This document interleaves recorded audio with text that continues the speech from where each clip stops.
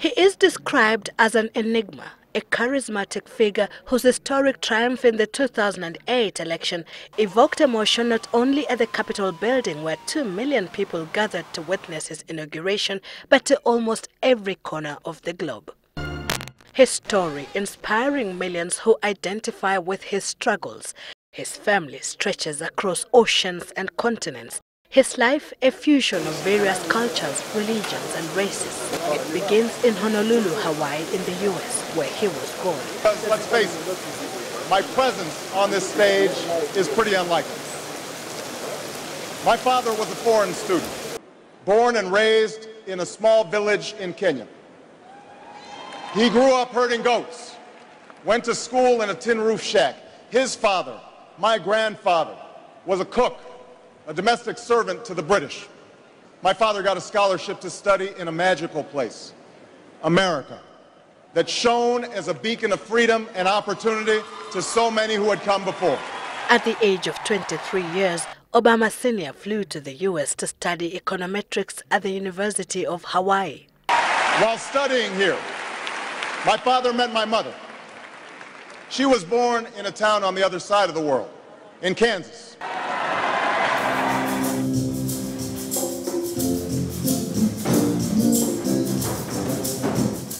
This play at Nairobi's National Theatre reconstructing Obama's life through his own account in the book Dreams from My Father. Her beauty consuming my soul, like she was sweeter than sorrows. She was the only omena in my soup. My parents shared not only an improbable love, they shared an abiding faith in the possibilities of this nation.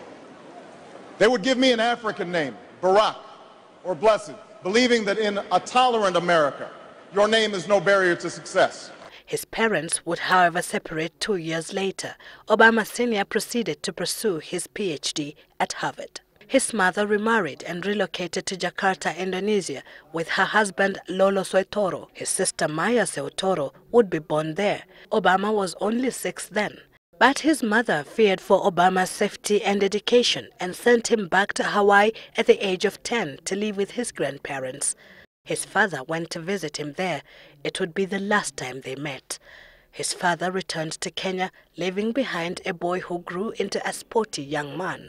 I play well in the pitch, 3-pointers, I score. But a young man who was struggling to come to terms with his identity as a black man raised by whites in the absence of his African father.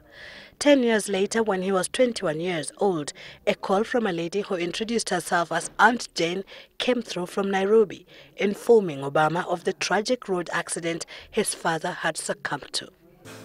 No. Not my father.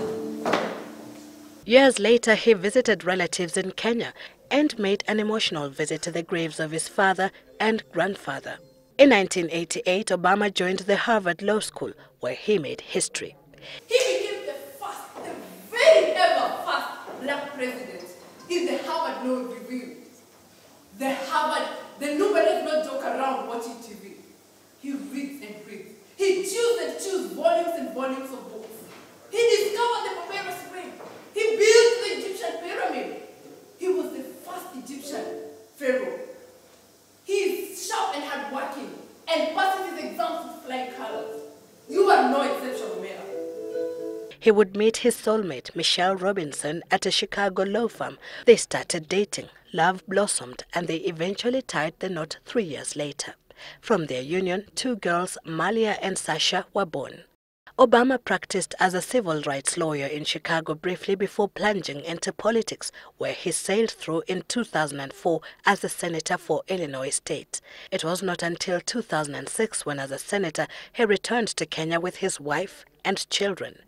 Few people would have imagined that he would become the first black president of America in just 2 years. In that tight race, he knocked down his competitors, starting with Hillary Clinton during the party primaries and then John McCain at the finish line.